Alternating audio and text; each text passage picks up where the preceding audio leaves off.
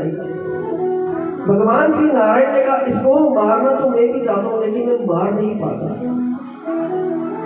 महाराज क्यों नहीं मार पाते? कहा क्योंकि इसके अंदर तप की इतनी शक्ति है कि महाराज कोई भी देवता इसको मार नहीं सकता, कोई भी देवता मार नहीं सकता। महाराज क्या करें? कहा तुम ऐसा कार्य करो, जब तुम्हारी तप की शक्ति महाराज बहुत बढ़ जाएगी, बहुत बढ़ जाएगी, तभी जाकर इसका वध हो सकता है, तभी जाकर इसकी मृत्यु हो सकती है। महाराज प्रभु नारायण ने कहा लेकिन देवताओं एक बात ध्यान रखना, तुम 33 कोटि देवता भी यदि तपस्या करोगे तब भी तुम्हारी शक्ति इसके बराबर नहीं हो पाएगी। तो तुम एक कार्य करो कि 4 महीने तक जितने भी जीव हैं, जितने भी प्राणी हैं, जितने भी पक्षी हैं, जितने भी धार्मिक भक्त हैं, उन सभी से कहो कि मेरी पूजा करो, मेरा पाठ करो, मेरी भक्ति करो, और उन सब की भक्ति के प्रभाव से महाराज हमारी शक्ति बढ़ेगी, तब जाकर हम उस दैत्य को मारेंगे।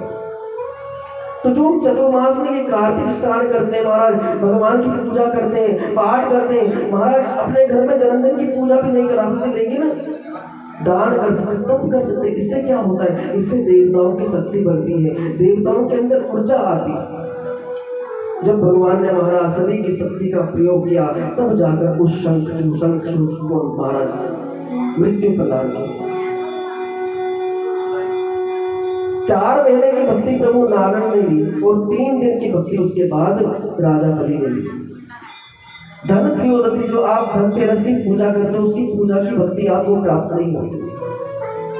यदि आप घर के बाहर दीपक जलाते हो, जो भी पूजा करते हो, उसकी भक्ति आपको प्राप्त नहीं होती, और चतुर्दशी के दिन की जो पूजा करते हो उसकी भी भक्ति आपको प्राप्त नहीं होती। बस केवल दिवाली की पूजा का यदि हम कुछ भक्ति करें, माता की पूजा करें, वो भक्ति हमको प्राप्त होती है, और प्रतिपदा की भक्ति भी हमको प्राप्त नहीं होती। कहते हैं ये भक्ति राजा बलि को प्राप्त होती।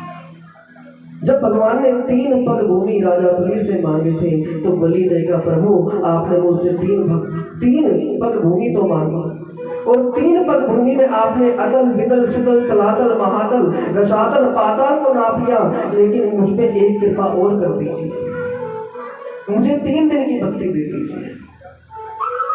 पहला चतुर्दशी, त्रयोदशी और प्रतिपदा, और दिवाली में जो लोग पूजा करेंगे उनके स्वयं उनको वरदान प्राप्त हो, उनकी सेवा का फल उनको स्वयं प्राप्त हो। अब व्यास जी कहते हैं कि महाराज आगे कथा में कहते हैं कि भगवान शंकर को शिवलिंग रूप धारण क्यों करना पड़ा। समय कम है, समय के अनुसार ही हम कथा करेंगे, 3 मिनट है केवल, पता नहीं चलता, और आज समय कम है, कथा ज्यादा है।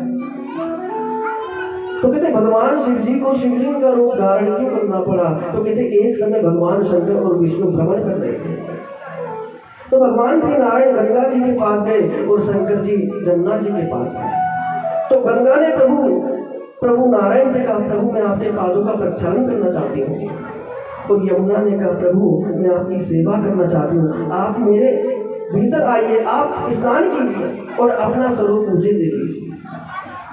भगवान शंकर जैसे ही जमुना जी में महाराज डुबकी लगाई तो कहते भगवान शंकर थे नील वर्ण के, तो जमुना जी श्याम वर्ण की हो गई, जमुना जी श्याम वर्ण की, आप देख लेना। अब महाराज जैसे ही जल से बाहर निकले और जाने लगे, उतने में देखा भगवान शिव के गणों में और प्रभु विष्णु के पास में दोनों में युद्ध हो रहा है। उतने में